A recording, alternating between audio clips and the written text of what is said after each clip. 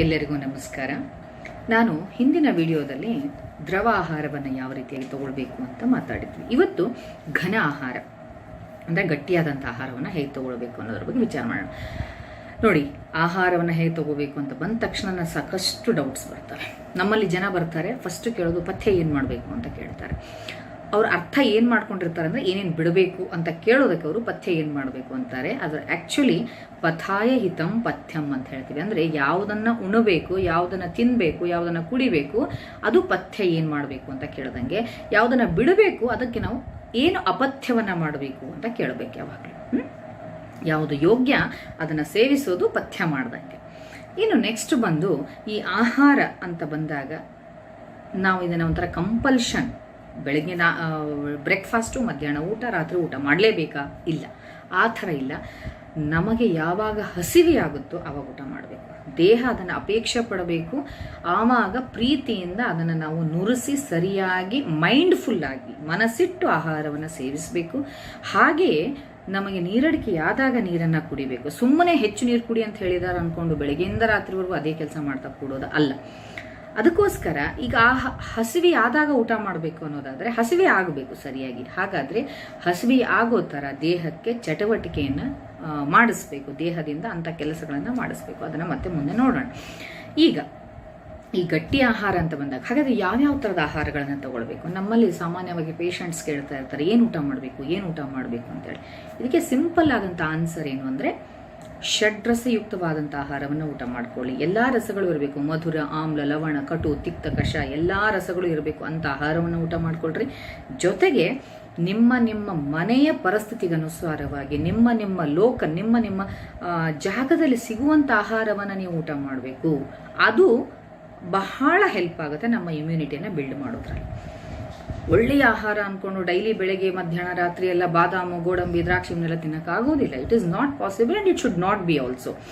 ನಮ್ಮ ಅಪ್ಪ ಅಮ್ಮ, ನಮ್ಮ ಅಜ್ಜ ಅಜ್ಜಿಯಂದರು, ನಮ್ಮ ಹಿರಿಯರು ನಮ್ಮ ಕಮ್ಯುನಿಟಿಯಲ್ಲಿ ಏನು ತಿಂತಾರೆ ಅದೇ ಆಹಾರವನ್ನು ನಾವು ತಿನ್ನಬೇಕು. ಯಾಕೆಂದರೆ ನಮ್ಮ ದೇಹದ ಜೀವಕೋಶಗಳಿಗೆ ಒಂದು ಮೆಮರಿ ಇರುತ್ತೆ. ಅದು ನಾವು ತಿನ್ನುವಂಥ ಆಹಾರವನ್ನು ಸರಿಯಾಗಿ ಐಡೆಂಟಿಫೈ ಮಾಡಿ ಅದು ನಮ್ಮ ದೇಹಕ್ಕೆ ಸರಿಯಾಗಿ ಪಚನೆಯನ್ನು ಮಾಡಿ ಸಾರ ಭಾಗ ಮತ್ತು ಕಿಟ್ಟ ಭಾಗವಾಗಿ ಅದು ಸರಿಯಾಗಿ ವಿಭಜನೆಯನ್ನು ಮಾಡಿ ಉಪಯೋಗಕ್ಕೆ ಬರುತ್ತೆ. ಅದಕ್ಕೋಸ್ಕರ ನಮ್ಮಲ್ಲಿ ಏನು ಹೇಳಿರೋದು ಅಂದರೆ, ಜೀರ್ಣಾಜೀರ್ಣ ನಿರೂಪೇನ್ ಬ್ರಾಹ್ಮಿ ಮುಹೂರ್ತೆ ಉತ್ತಿಷ್ಟೇತ್ ಅಂತ ಹೇಳ್ತಾರೆ. ಅಂದರೆ ಸರಿಯಾಗಿ ಜೀರ್ಣ ಆಗಿದೆಯೋ ಇಲ್ಲೋ ಅನ್ನೋದನ್ನು ನೋಡಿಕೊಂಡು ನೀನು ಬೆಳಗ್ಗೆ ಬ್ರಾಹ್ಮಿ ಮುಹೂರ್ತದಲ್ಲಿ ಎದ್ದು ನಿನ್ನ ಕಾರ್ಯವನ್ನು ಶುರು ಮಾಡುವಂತ. ಅಂದರೆ ಉಂಡಂಥ ಆಹಾರ ಸರಿಯಾಗಿ ಜೀರ್ಣವಾಗಿ ಮತ್ತೆ ಅದು ಅಪೇಕ್ಷೆ ಪಡಬೇಕು, ಹಸಿವು ಆಗಬೇಕು. ಆವಾಗ ನೀವು ಆಹಾರವನ್ನು ಹಾಕಬೇಕು. ಇನ್ನು ಯಾವ ರೀತಿಯಾದಂಥ ಆಹಾರಗಳನ್ನು ನಾವು ಸೆಲೆಕ್ಟ್ ಮಾಡ್ಕೊಳ್ಬೇಕು ಅನ್ನೋದಾದರೆ, ಮೊಟ್ಟ ಮೊದಲು ಏನು ಹೇಳೋದು ಅಂದರೆ, ಒಂದೇ ಥರವಾದಂಥ ಆಹಾರವನ್ನು ಪದೇ ಪದೇ ಡೈಲಿ ಅದನ್ನೇ ಊಟ ಮಾಡೋದು ತಪ್ಪು. ದೇಹಕ್ಕೆ ವಿವಿಧ ರೀತಿಯ ಆಹಾರಗಳನ್ನು ಒದಗಿಸ್ತಾ ಇರಬೇಕು.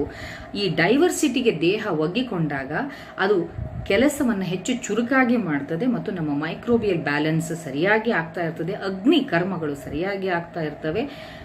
ಇದರಿಂದ ನಮ್ಮ ಇಮ್ಯುನಿಟಿ ಸರಿಯಾಗಿ ಬಿಲ್ಡ್ ಆಗೋಕ್ಕೆ ಹೆಲ್ಪ್ ಆಗುತ್ತೆ. ಮತ್ತು ಬೆಳಗ್ಗಿನ ಹೊತ್ತಿನಲ್ಲಿ ನೋಡಿ, ರಾತ್ರಿ ಎಲ್ಲ ನಾವು ಫಾಸ್ಟಿಂಗಲ್ಲಿ ಇರ್ತೀವಿ. ಅದಕ್ಕೋಸ್ಕರ ಬೆಳಗ್ಗೆ ಅದನ್ನು ಬ್ರೇಕ್ ಮಾಡೋದೇ ಬ್ರೇಕ್ಫಾಸ್ಟ್.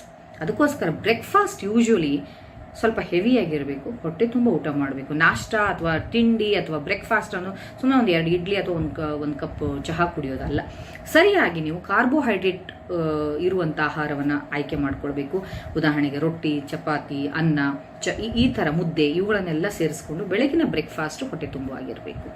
ಮಧ್ಯಾಹ್ನ ಆಗ್ತಾ ಇದ್ದಂಗೆ ಅದು ಸರಿಯಾಗಿ ಜೀರ್ಣ ಆದಮೇಲೆ ದೇಹ ಅಪೇಕ್ಷೆ ಪಟ್ಟ ನಂತರ ಹಸಿವಾದ್ಮೇಲೆ ಮಧ್ಯಾಹ್ನಕ್ಕೆ ಸ್ವಲ್ಪ ಪ್ರೋಟೀನ್ ಹೆಚ್ಚು ಇರುವಂಥ ಆಹಾರಗಳನ್ನು ನೀವು ಸೆಲೆಕ್ಟ್ ಮಾಡ್ಕೋಬೇಕು. ಉದಾಹರಣೆಗೆ ಮೊಳಕೆ ಬಂದ ಕಾಳುಗಳು, ವೆಜಿಟೇಬಲ್ಸ್ಗಳು ಇವನ್ನೆಲ್ಲ ಹೆಚ್ಚು ಯೂಸನ್ನು ಮಾಡ್ಕೊಳ್ಬೇಕು. ಹಾಗೆ ರಾತ್ರಿ ಇವುಗಳು ಕೂಡ ಸರಿಯಾಗಿ ಜೀರ್ಣವಾದ ನಂತರ ರಾತ್ರಿ ಆಗ್ತಾ ಬಂದಂತೆ ಲೈಟ್ ಆದಂಥ ಆಹಾರ, ನೈಟ್ ಅಂದರೆ ಲೈಟ್ ಆದಂಥ ಆಹಾರವನ್ನು ತಗೊಳ್ಬೇಕು. ಅದು ಹೆಚ್ಚು ನಾರು ಪದಾರ್ಥಗಳನ್ನು ಹೊಂದಿರುವಂಥದ್ದು. ಉದಾಹರಣೆಗೆ ಹಣ್ಣುಗಳನ್ನು ಸೇರಿಸಬೇಕು, ಅಥವಾ ಕುದಿಸಿದಂತಹ ಸ್ವಲ್ಪ ಬ್ಲಾಂಚ್ಡ್ ವೆಜಿಟೇಬಲ್ಸ್ ಅಂತ ಹೇಳ್ತೀವಿ, 1 ಅಥವಾ 2 ಸಾರಿ ಕುದಿಸಿದಂತಹ, 1 ಅಥವಾ 2 ಕುದಿ ಅಂತ ಏನು ಹೇಳ್ತೀವಿ ಆ ರೀತಿ ಕುದಿಸಿದಂಥ ವೆಜಿಟೇಬಲ್ಸನ್ನು ಊಟ ಮಾಡಬೇಕು ಮತ್ತು ಲೈಟ್ ಆಗಿರಬೇಕು. ಮತ್ತು ರಾತ್ರಿ ವೆಜಿಟೇಬಲ್ಸು ಮತ್ತು ಹಣ್ಣುಗಳ ಜೊತೆಗೆ ಹಾಲನ್ನು ಸೇವಿಸಕ್ಕೆ ಹೋಗಬೇಡಿ. ಹಣ್ಣು ಮತ್ತು ಹಾಲುಗಳನ್ನು ಮಿಕ್ಸ್ ಮಾಡಬಾರ್ದು, ಅದು ವಿರುದ್ಧಾಹಾರದಲ್ಲಿ ಬರ್ತದೆ.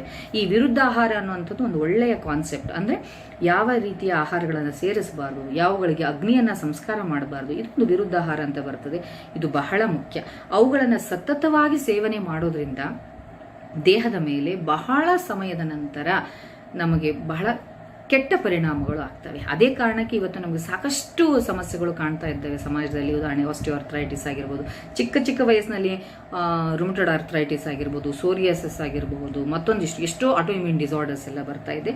ಇದಕ್ಕೆ ಕಾರಣ ನಮ್ಮ ವಿರುದ್ಧಾಹಾರಗಳೇ ಹೆಚ್ಚು ಕಡಿಮೆ ರೀಸನ್ಸ್. ಅದಕ್ಕೋಸ್ಕರ ಅವುಗಳನ್ನು ಮುಂದೆ ನಾವು ಡಿಸ್ಕಸ್ ಮಾಡೋಣ. ಈ ರೀತಿಯಾಗಿ ನಾವು ಬೆಳಿಗ್ಗೆ ಹೆವಿ ಫುಡ್ಡನ್ನು ತಗೊಳ್ಬೇಕು, ಮಧ್ಯಾಹ್ನ ಅದಕ್ಕಿಂತ ಕಡಿಮೆ ತಗೊಳ್ಬೇಕು, ರಾತ್ರಿ ಅದಕ್ಕಿಂತ ಕಡಿಮೆ, ನೈಟ್ ಬಹಳ ಲೈಟಾಗಿ ತಗೊಳ್ಬೇಕು, ಮತ್ತು ಹಸಿವೆ ಆದ ನಂತರ ಊಟ ಮಾಡಬೇಕು.